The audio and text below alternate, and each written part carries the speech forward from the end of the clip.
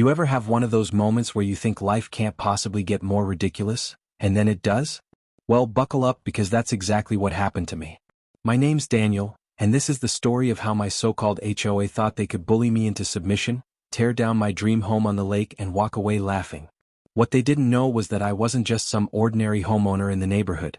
I was the one person they should have never messed with. Because, as fate would have it, I own the entire neighborhood. And let me tell you, when you come after me, you better be ready for the storm that follows. So let's rewind a little. I've always loved the lake. The water, the calm mornings, the sound of the wind through the trees. Years ago, I scraped every penny I had, invested in property along the water, and slowly but surely built up not just one home, but an entire string of them. Rentals, family places, even a few I fixed up and sold. The crown jewel, though, was my lake mansion. Big windows, stone fireplace, wraparound deck, the whole dream. It wasn't just a house, it was my sanctuary. My late wife and I designed it together before she passed, and every corner of that place had memories built into the walls. Now, you'd think that kind of dedication would earn me a little respect around here. But no. Enter the HOA. The homeowners association in this neighborhood had gotten greedy over the years. New leadership, mostly busybodies with way too much free time. They were the kind of people who walked around with clipboards, measuring grass blades, peeking over fences, sending out nasty letters about mailbox paint colors. You know the type. And at the center of it all? A woman named Brenda. Or as most people around here called her, Queen Karen of the HOA. Brenda strutted around like she owned the lake. She'd stand on her porch, sunglasses perched on her nose, barking at kids for riding bikes too fast, or threatening fines if someone's trash bin was visible for even 10 minutes too long. People were scared of her.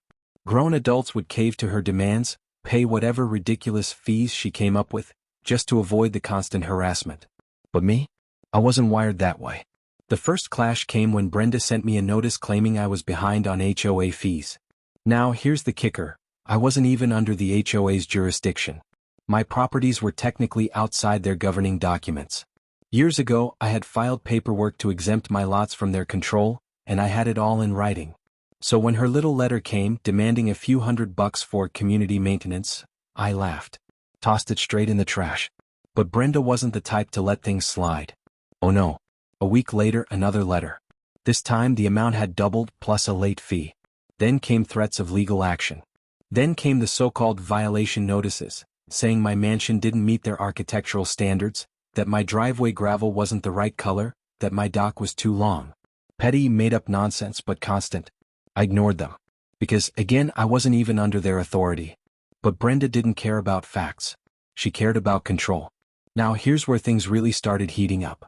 One morning, I was sipping coffee on my deck, watching the sun rise over the lake, when I heard the rumble of heavy machinery.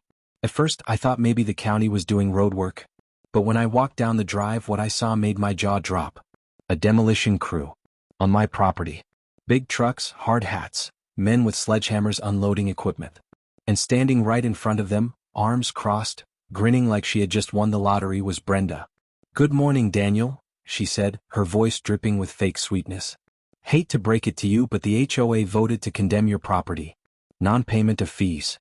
It's gotta come down." I almost spit my coffee out. "Excuse me?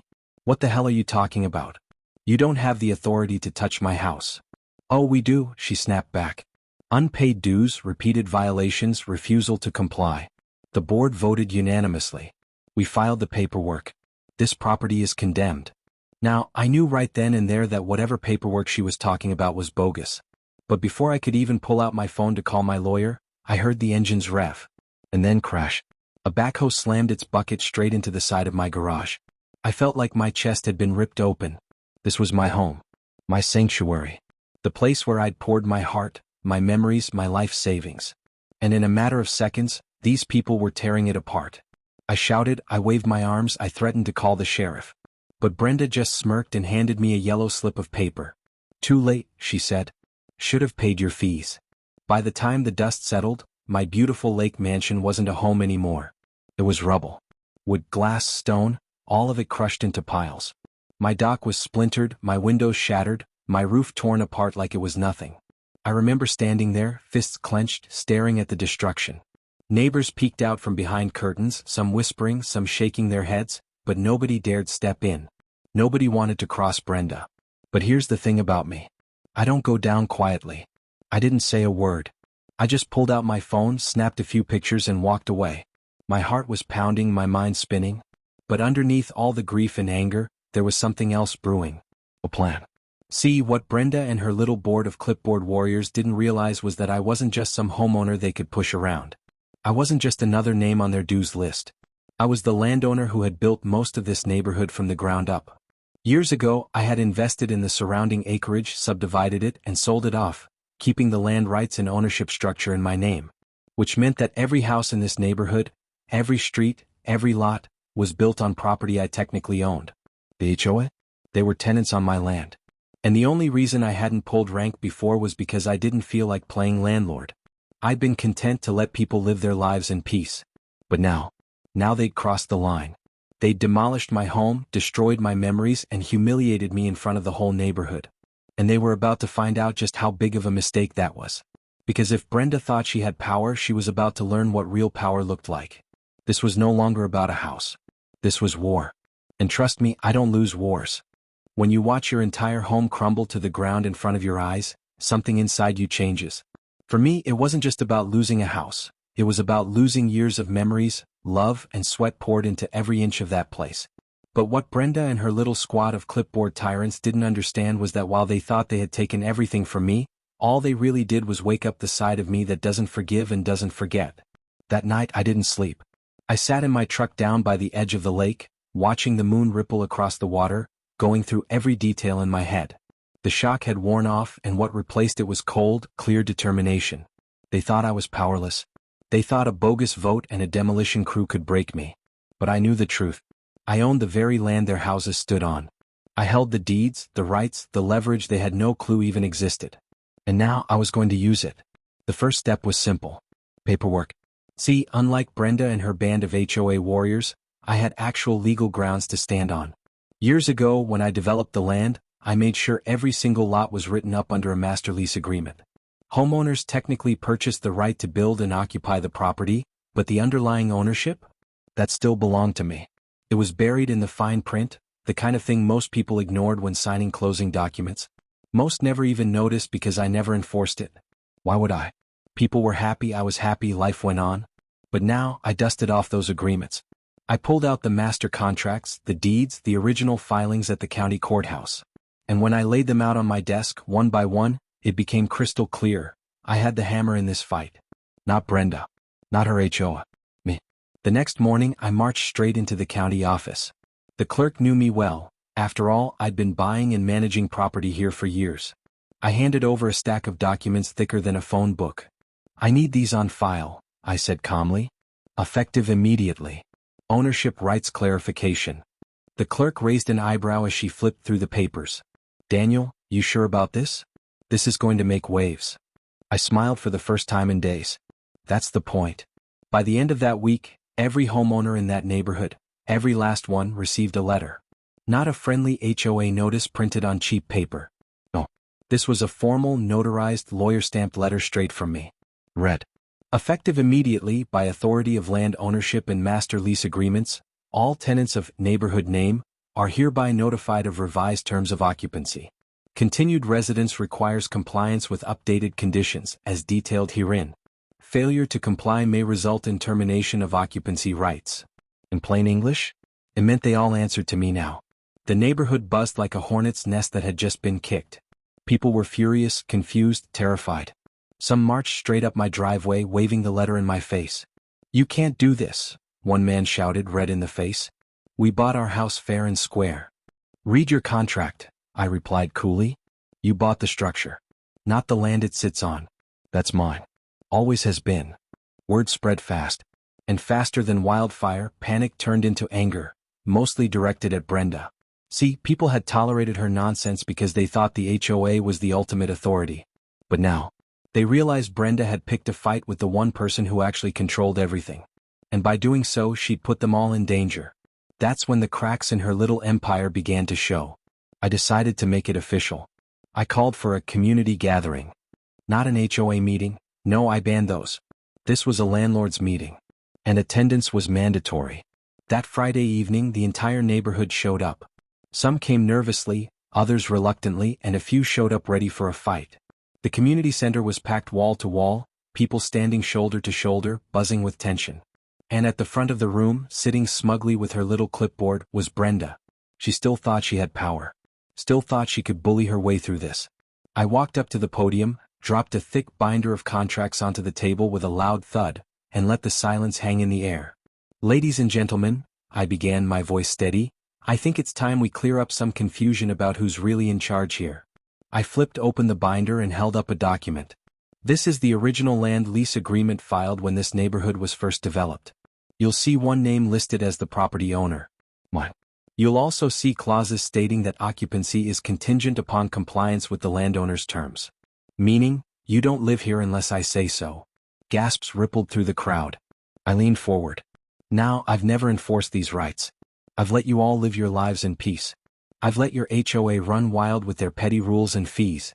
But when that same HOA decided to demolish my home without authority, when they destroyed what mattered most to me, they crossed a line. And now, things are going to change. I paused, letting it sink in. The room was dead quiet. From this day forward, I continued, the HOA is dissolved. Effective immediately. Their rules mean nothing. Their fines mean nothing. Their authority? Gone. If you have an issue with your property, you bring it to me. If you want improvements made, you bring it to me. And as for Brenda and her so-called board, consider yourselves evicted from power. The room erupted. Some cheered. Some shouted. And right in the middle of it, Brenda shot to her feet, her face red as a tomato. "You can't do this," she screeched, her voice cracking. "The HOA is legally binding. We voted, we passed motions, we're recognized by the county." I smiled coldly. "And I own the land under your feet. Which means I outrank your little vote. You tore down my home without permission. That makes you trespassers and vandals. You should be grateful I'm not pressing criminal charges." The crowd turned on her instantly. Neighbors who had once followed her orders were now glaring, muttering, pointing fingers. One man shouted, "You told us we had to pay. You said we'd lose our homes if we didn't." Another yelled, "You bullied my wife for months over our mailbox. And it was all a lie." Brenda's smugness drained from her face. She tried to defend herself, but the noise drowned her out. She had lost the room. I raised my hand and the noise died down. "Here's what's going to happen," I said firmly. "Every family here will have new agreements issued, fair agreements. No bogus fines, no petty rules about paint colors or lawn length. You pay a small lease fee directly to me, which will go toward actual neighborhood maintenance. Roads, lighting, lake cleanup, the things that actually matter. In return, you get peace. No harassment. No clipboard warriors showing up at your door." For the first time, I saw relief on people's faces. Nods of agreement. A few even clapped. "But let me be clear," I added, my tone sharp. "Anyone who thinks they can keep playing games like Brenda did? Anyone who thinks they can cross me? Remember what happened to my house. Remember the rubble. Because I promise you, I will not hesitate to bring that same force down on anyone who tries to undermine me again." The room was silent. Everyone got the message. Brenda, meanwhile, sat back down, trembling with rage. Her empire had crumbled in one night. Her power was gone, her reputation shattered, and the neighbors she once ruled over now saw her for what she was, a fraud. As the meeting ended and people began filing out, several came up to me quietly. "Thank you," they said. Finally, someone stood up to her. One older gentleman even shook my hand with tears in his eyes. "I thought I was going to have to sell my house because of her. You saved us." I nodded, but deep down I knew this wasn't over. Brenda wasn't the type to slink away quietly. She'd be back. She'd scheme, she'd plot, she'd look for some way to claw back control. But this time I'd be ready. Because now the neighborhood wasn't hers anymore. It was mine. And soon she'd realize just how small she really was compared to me. After that meeting, things in the neighborhood changed almost overnight. For the first time in years, people could walk their dogs without looking over their shoulders. Kids could ride their bikes without some clipboard warrior timing them with a stopwatch. Neighbors waved at each other, actually smiling, actually talking. It was like a cloud had been lifted. But not everyone was happy. And by not everyone, I mean Brenda. I knew she wasn't going to take her downfall lying down. People like her never do. They thrive on power, on control, and when it's stripped from them, they scramble like cornered animals. At first, it was little things. Anonymous letters slipped under doors, warning people not to trust the landlord. Phone calls in the middle of the night, whispering about how I was going to raise fees evict families, ruin lives. She even tried holding secret HOA meetings in her living room, trying to rally loyalists. But nobody came. Her army of followers had dried up. Then she got bolder. One afternoon, as I was repairing a section of the dock down at the lake, I heard the sound of sirens. Moments later, 3 sheriff's cruisers pulled up in front of my driveway. Officers stepped out, hands resting on their belts, scanning the area like they were ready for action. "Mr. Daniel?" one of them called out. "That's me," I said, wiping the sweat from my forehead. "What seems to be the problem?" "We received reports of illegal eviction notices, harassment, and trespassing." I laughed. Actually laughed. "Let me guess, Brenda?" The deputy smirked. "You guessed it." Apparently, Brenda had filed complaints claiming I was running an illegal landlord scheme, extorting residents, even threatening violence. She had even gone so far as to wave around her old HOA clipboard, insisting she was still the elected president of the neighborhood. I calmly pulled out a folder I had prepared weeks ago. Every document, every contract, every court filing neatly organized. I handed it over. "Sheriff, everything I've done is legal. Brenda demolished my home without authority. I filed ownership documents with the county. These people live on my land under my terms. I dissolved the HOA and the residents support it. Brenda is the only one causing trouble." The deputies flipped through the papers, nodding as they read. After about 10 minutes, the lead officer snapped the folder shut and looked me dead in the eye. "Mr. Daniel, looks to me like you're well within your rights. Brenda, however?" He glanced over his shoulder, where Brenda was standing with her arms crossed, fuming. "She's wasting county resources. Filing false reports. If she keeps this up, she'll be the one facing charges." The color drained from Brenda's face. For the first time, I saw fear flicker in her eyes. The officers left. Brenda stormed back to her house. And I knew then, her war was almost over. But Brenda wasn't done yet. The next week, she tried one last desperate move. She called the local news. One morning, I opened my door to find a news van parked on the street, cameras pointed at me. A young reporter in a sharp blazer rushed up, microphone in hand. "Mr. Daniel, is it true you've taken over the neighborhood and forced dozens of families into paying you rent?" I smiled calmly. "Is it true that your source is a disgraced HOA president who demolished my home illegally?" The reporter blinked, caught off guard. "Come on," I said, motioning for them to follow. "Let me show you something." I walked them down the street, knocking on doors. One by one, families came out. Not angry. Not scared. Relieved. One man said, "This guy saved us.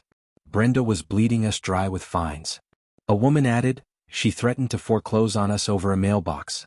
He ended that nightmare." Even the kids chimed in. "We like him better. No more yelling." By the time the reporter had interviewed half the neighborhood, the story had flipped. Instead of "Local man terrorizes families," the headline became "HOA tyrant exposed, community rallies behind landowner." Brenda's face didn't even make it onto the final broadcast. Mine did. Smiling, calm, with neighbors standing beside me. That was the nail in her coffin. Within days, Brenda packed up her things. Rumor had it she tried to sell her house, but nobody wanted it. Word spread too far, too fast. No one wanted to live in a home with that kind of history. Eventually, she left in the middle of the night, tail between her legs, her empire nothing but ashes. And me? Well, I wasn't about to let the story end with just revenge. I rebuilt. Not just my mansion but the entire neighborhood spirit. I hired real contractors, not some crooked crew with fake paperwork. I brought in landscapers to clean up the lake, repair the docks, fix the roads. I even set up a community fund where a portion of the lease fees went toward events, barbecues, movie nights, holiday parties. Slowly, the fear that had ruled this neighborhood under Brenda's HOA vanished. People started smiling again, waving again, living again. And my mansion? Bigger and better than before. Floor-to-ceiling windows overlooking the water, a new stone patio, even a fire pit where neighbors gathered at night. Every brick, every board, was a reminder that I hadn't just survived Brenda's war, I'd won. Sometimes, late at night, I sit on that deck with a glass of bourbon, staring at the reflection of the moon on the lake. I think about Brenda, about the rubble that once was my home, about how close I came to losing it all. And then I look around at the neighborhood I now truly control. The funny thing is, I never wanted power. I never wanted to be the landlord, the boss, the one calling the shots. But when someone comes into your life and tries to tear it down, you either let them, or you stand tall and remind them whose ground they're standing on. Brenda learned that lesson the hard way. So here's the moral of the story. If you ever find yourself up against an HOA tyrant, someone who thinks a clipboard and a vote gives them the right to ruin your life, don't forget that real power doesn't come from paper. It comes from ownership. It comes from standing your ground. And if they're foolish enough to demolish your home, make sure you rebuild higher, stronger, and so unshakable that they never dare come back again. Because sometimes the best revenge isn't just destroying your enemy. It's thriving in the shadow of their defeat. And that's how I turned the tables on the HOA that tried to destroy me. If you enjoyed this story, make sure to hit that like button, subscribe for more, and stick around, because the next chapter is going to blow your mind.